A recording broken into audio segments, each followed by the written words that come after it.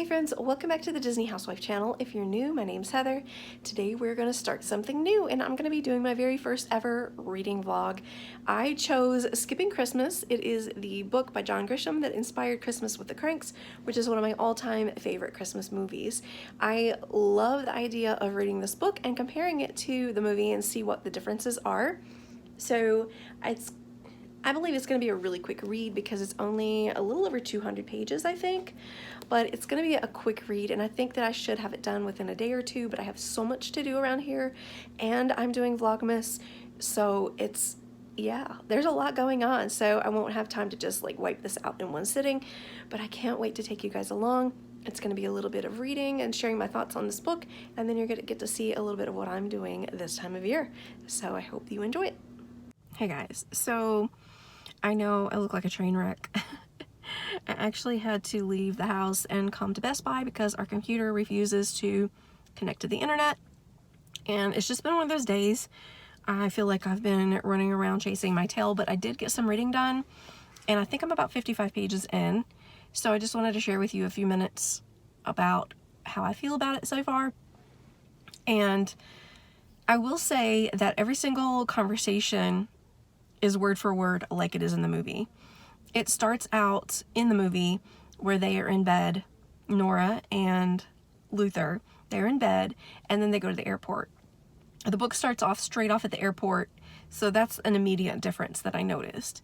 And then on their way home from the airport, they stop at Chip's, which is a market. She wants him to go in and get pistachios and some white chocolate. So he goes in, obviously he comes back out. He didn't have the white chocolate if you've seen the movie. He goes back in. In the book, she's very frustrated with him, and she ends up going in the second time to ask Rex, the butcher, where the chocolate is.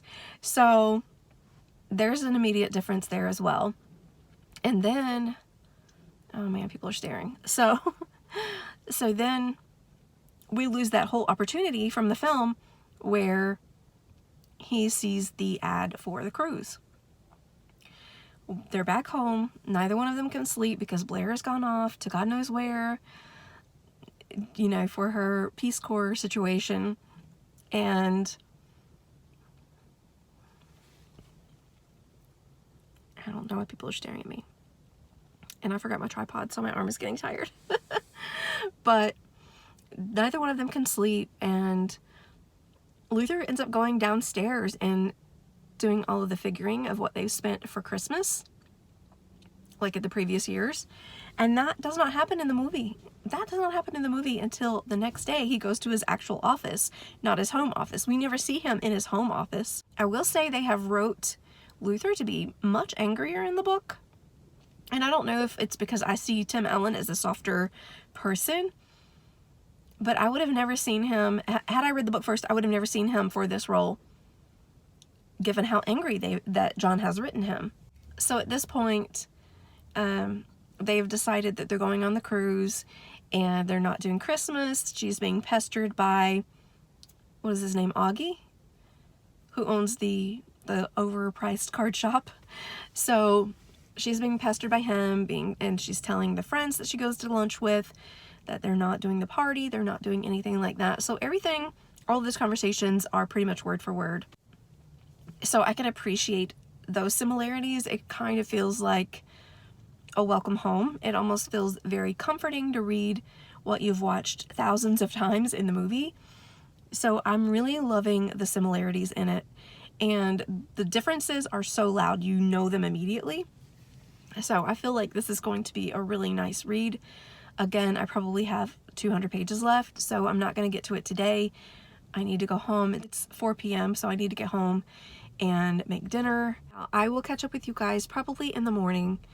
By then I will have some stuff read because I plan on reading tonight, but I know that I won't be able to check up with you guys. So I will see you in the morning. Hey guys, I just dropped Michaela off at therapy, so if my face is a little bit red, I just took my mask off and my glasses off because it got really hot. And I realized, like, I'm looking like a total hipster these days, in this video at least. I do not wear my wig unless I'm filming for you guys or going to church, so I don't know. I just feel really uncomfortable wearing it. It's not me.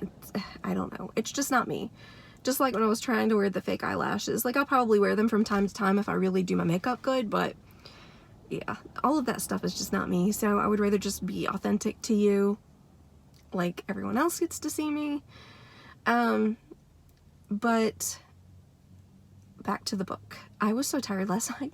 I only read 2 pages because I was so tired. But the couple of pages that I did read were so cool because I got into Frohmeyer, and he is this like head of the HOA, basically tells the neighborhood what they can and can't do. And we really get to see the whole production, the whole beginning of Frosty.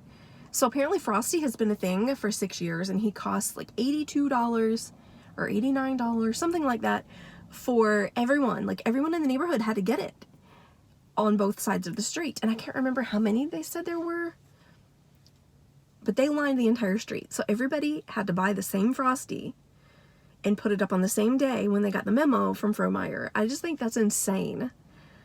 I mean, I understand. I've lived in an HOA neighborhood before where everyone had to have the same mailboxes, and you have to have the same type of fencing, and you couldn't do this or that. And I completely get that. I understand, to keep the value of the properties up and to keep things prim and proper. But I just cannot with the whole everybody having this gigantic Frosty. First of all, he looks demonic. I can't stand that Frosty in the movie. And so in the book, they're explaining him coming in multiple parts, whereas we just see him in the movie as one complete piece, but they explain it that he comes in multiple parts, that was pretty funny to me. But then apparently it made the news or something, and then streets over from them started doing it with Rudolph, I think.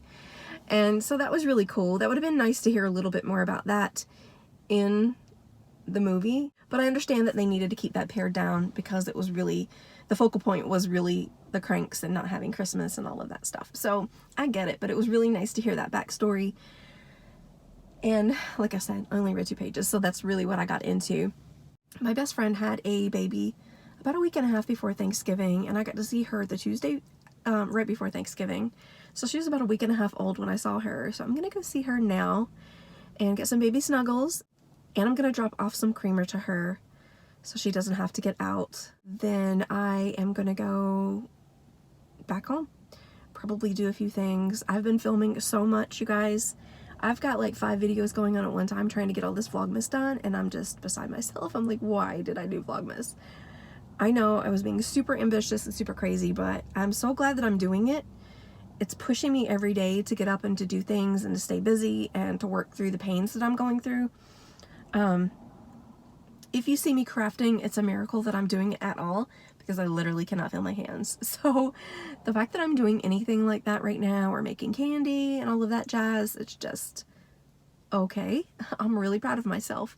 So I thought I would just keep pushing myself and seeing what I could do. So I'm gonna go visit her and then get back home and try to read a little bit before it's time to pick Michaela up. She is here at the therapy clinic for 3 hours, so I'm hoping that I can get a little bit of reading done before I have to come get her. And I cannot wait to show you what I'm making for dinner. I'm making smothered pork chops, and they are so amazing. But I'll show you that too when I get home, because oh my gosh, when I left it was starting to smell so good. So I will see you guys in a little bit. Okay, so I am back home. Let me turn this camera around and show you our dinner, because it looks so good and it smells so good in this house right now. I'm going to show you that, and then I'm going to take a little break to read. But oh my gosh, you guys have to see this. So it is smothered pork chops. Look at that, guys. Look at all that gravy.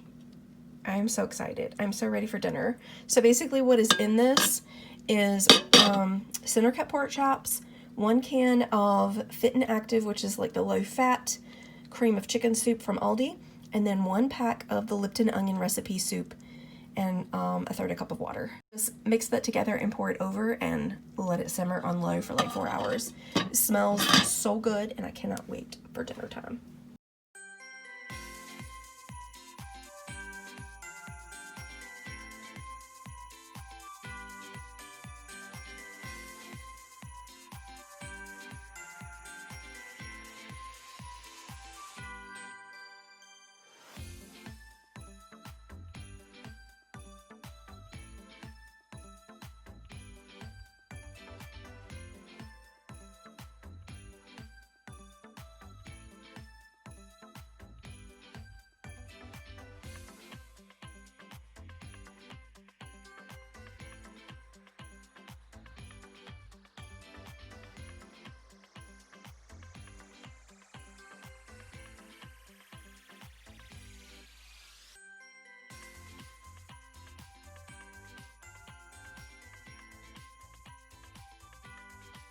Hey guys, I know it's been a half second for you, but it has been literally 3 or 4 days for me since I have picked up this book and read it.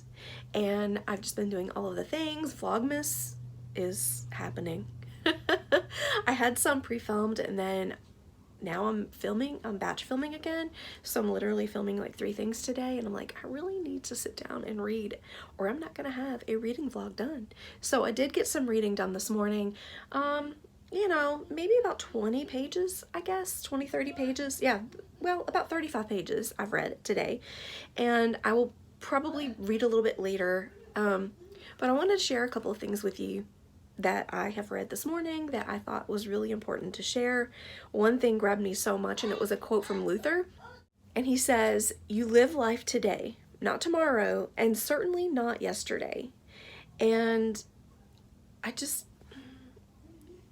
I needed to hear that, I think, because my mind is constantly racing. I'm either racing forward or racing backwards. I'm thinking about the regrets. I should have read one more book at bedtime with Michaela. I should have did this. Maybe I shouldn't have fussed so much. Maybe I shouldn't have like bit Damon's head off.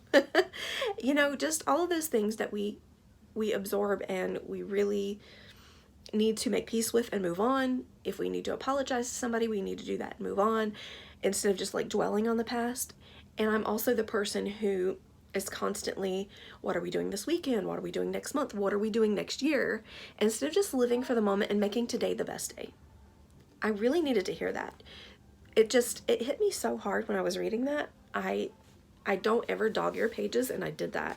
And I feel so bad because now I have a crease in my page. But it was something I wanted to come back to, and I didn't want to go get my tabs to put in. But I really wanted to share that because right now is the time at Christmas where we are just all over the place. We're panicking, not necessarily panicking. Do we all panic? I don't know. But we just want to make sure everything's perfect. And the only thing we need to worry about is that we make today the best day. I thought I would share that in case you guys needed to hear that as well.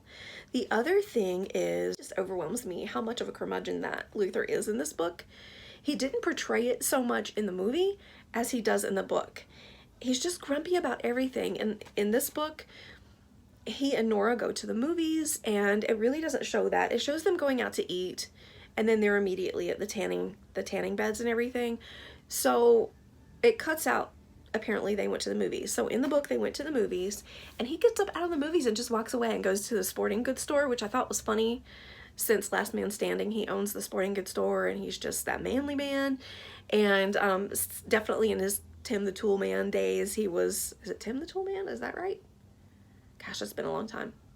Anywho, I'm gonna move on. It was funny and it was comical for me to read him going in there, and that's where he was looking for the swimsuits. Actually met up with Daisy, who was the girl working at the tanning salon, and it was just, I don't understand why he's so grumpy. Like the argument between him and the police officers who are coming to sell the calendar, I mean, they really get heated in their conversation and in their argument. The officers are talking about the calendar goes to help disabled children, and he's like, well, we help disabled children, we give to the United Way. Like, he's so blunt and so mean. He goes into one of the officers' perspectives where he's gonna lie in ambush to try to give him a ticket. So, I mean, it's much more heated in the book. I love that we got a little bit of a backstory about them and some of the other neighbors as well. However, within this backstory, we also find out that there are Christmases too, I think, in fact, where there have been people on the street who didn't put up Frosty. So I'm wondering why there's such an attack on Luther and Luther and Nora. I don't understand. I mean, I understand they're skipping Christmas, but it's not affecting anyone. Like, the only thing that is affecting everybody is Frosty, and well, the party as well. But there's such an emphasis on Frosty. It's so obnoxious. It's obnoxious in the movie, but it's even more obnoxious here because finding out that there are Christmases past that people have not put up Frosty. 2 people. 2 different Christmases. And I'm just like, lay off. Let them have their dang vacation if they want to take a vacation. Seeing these neighbors, it just makes me realize we worry way too much about what other people are doing. I'm gonna sit down and read a little bit more of this, and it's about lunchtime for Michaela. The reason I'm in her room, you're probably wondering why I'm in her room, is because I had a little tornado go through here this weekend.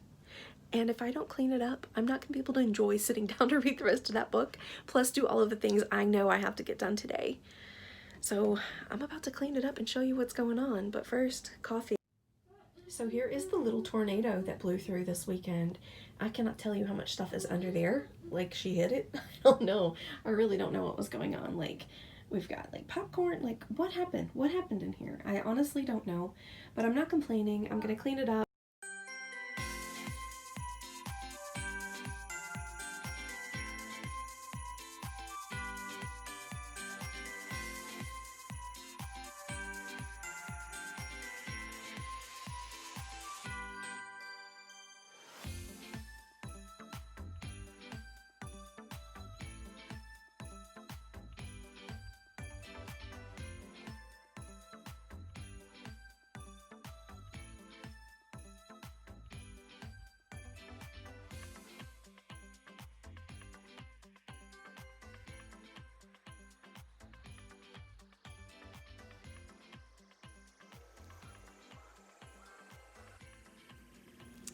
Hey guys, it has been 2 weeks, 2.5 weeks since I started this reading vlog, and I failed, guys. I intended to have it up during Vlogmas and it just didn't happen. It didn't happen, so I'm going to share my final thoughts and my summary of Skipping Christmas with you guys right now. I went into this book excited about finding the differences between the book and the movie. As you guys know, this is one of my favorite movies of all time, favorite Christmas movie, and I was so excited to read it. And as I've shared before earlier in the video, that a lot of their conversations were verbatim, like everything was word for word. And what was comforting about that in the beginning, toward the second half of the book, had me feeling like I just didn't want to read the book anymore, that I would have rather sat down and watched the movie. Now, I don't know if I would have felt that way if I had read the book before I'd watched the movie, but because there were so many similarities in this book, it really, I just wanted to put the book down and I wanted to read something else, to be honest. That's just my true opinion. The biggest takeaway that we can ever take away from this book or watching Christmas with the Kranks, but besides the silly antics and things like that that we do enjoy watching, is that sometimes we can be very self-indulgent and really only think of ourselves, and it really is more important to give to others and to see others happy and to see them enjoying something that they may not be able to obtain on their own. That was the part actually when Luther was going to take the cruise tickets over to the Shields. It always gets me choked up in the movie, and it did get me choked up again in the book. That's kind of when it started to turn around for me, and I was like, oh, here's that moment. Here's that moment that I've been waiting for. The heartwarming Christmas love and giving to others that I was expecting to feel. Like I'd said earlier, I felt like Luther was so much angrier in this, and sometimes Nora was as well. So I just wanted to get through it, to be honest, and maybe this was the wrong time to pick a reading vlog, but like I said, I really went into this wanting to find the differences about this book versus the movie, and I did. I found a few. Not all of them were worth grabbing the camera to film all of them. I will say, if you like this movie, definitely read the book. Just not when you have Vlogmas to film and 1,000 other things to do in your life, and I think it would be much more enjoyable. So was this a reading vlog fail in your opinion? I don't know. That is up to you. I think it went well for my first reading vlog. I didn't feel like I had a whole lot to report, but if you've never seen the movie, maybe you enjoyed it. I don't know. If you would like to see more videos like this in the future, please let me know in the comments below. I hope you all had a Merry Christmas, and I will talk to you guys soon. Bye!